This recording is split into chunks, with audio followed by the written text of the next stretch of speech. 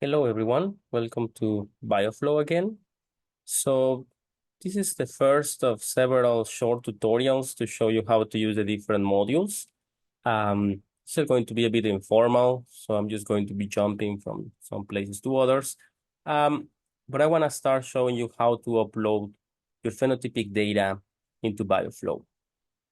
For that, you have to go to the top menu where it says Data Management, Retrieve New Data. And there you will see a couple of tabs that allows you to upload your phenotypic, genotypic, pedigree, weather, and QTL profile information. All of them have a similar structure where there is different options, and I will go one by one. But let's start with phenotypic.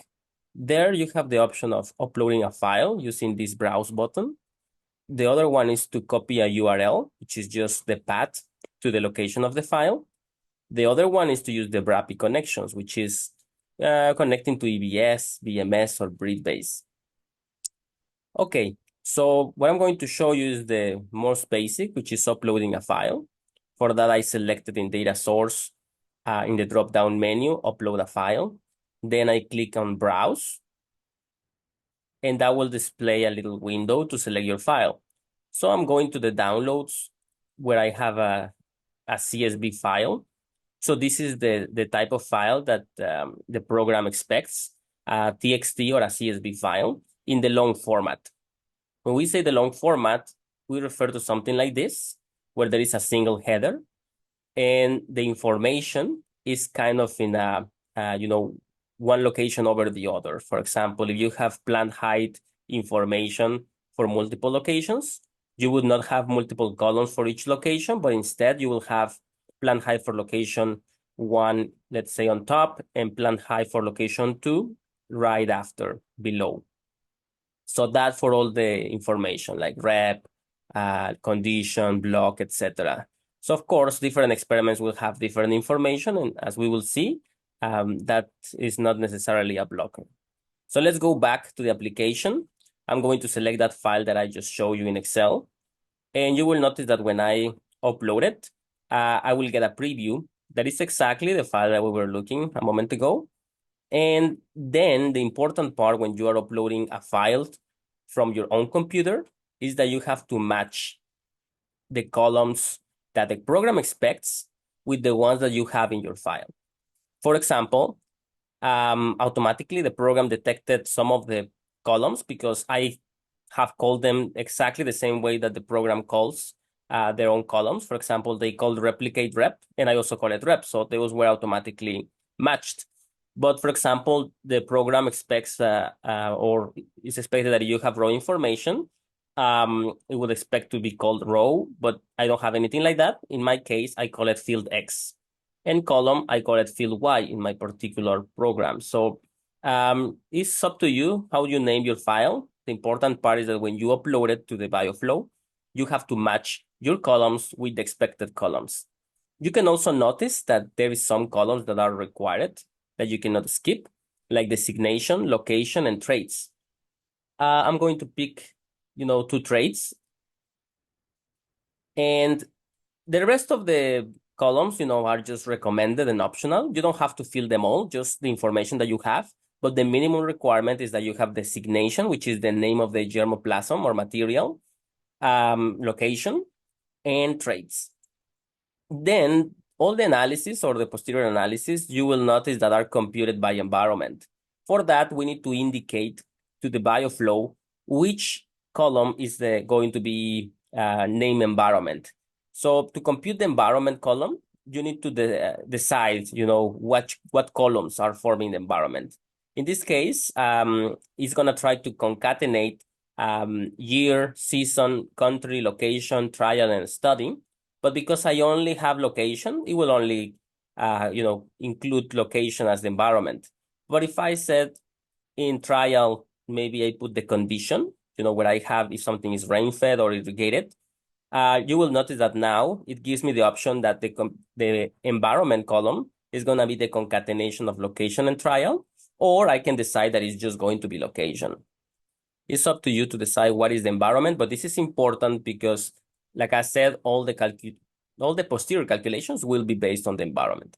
So once you're done, you click on Compute Environment, and you will notice that a new column will show up in your data set. So let's say that at this point, you're good to go if you want to do any type of analysis that only depends on phenotypic information. Like most of this can be done only with phenotypic information, but if you have more, you know, type of information like genotypes or pedigrees or QTL profile, you can also add it. Also, in the case of weather, I don't know if you noticed before that nothing was available, but now that I have uploaded my phenotypic information, I can actually provide the latitude and longitude for the environments that I currently have in my data set. That way, I can extract temperature, precipitation, humidity, and other environmental variables for those coordinates. But for that, you will need to provide latitude and longitude and click on extract. And that information will be extracted from NASA Power. In the case of QTL profile, the current options are to upload a file or an URL. It would be exactly the same. You would need to provide that information in a file. Just for the sake of showing an example, I'm going to click here on loading the example data, and you will notice that there is a QTL profile file, and I just have to, again, match certain columns. For example, telling people, or telling, in this case, to BioFlow, that my hybrid column is the one that is the designation in the software. And the QTL columns that I want to add, maybe is these 3 QTLs. In the case of pedigree, it's something similar. You can provide your own file. Imagine that I have a pedigree file that tells me the mother and father of that file that I provided. Let's say, for example, that designation, I match it, that is my designation. And then my mothers, well, in my file, I don't have mothers, but if you see what I mean, you need to provide what column corresponds to mothers and which column corresponds to fathers, and something like that. And that way, the file will be matched. And with the genotypic data, there is additional options. You can upload HapMap files, also, CSV or TXT files, and also BCFs. For the sake of, using the example data set, which is a HapMap file.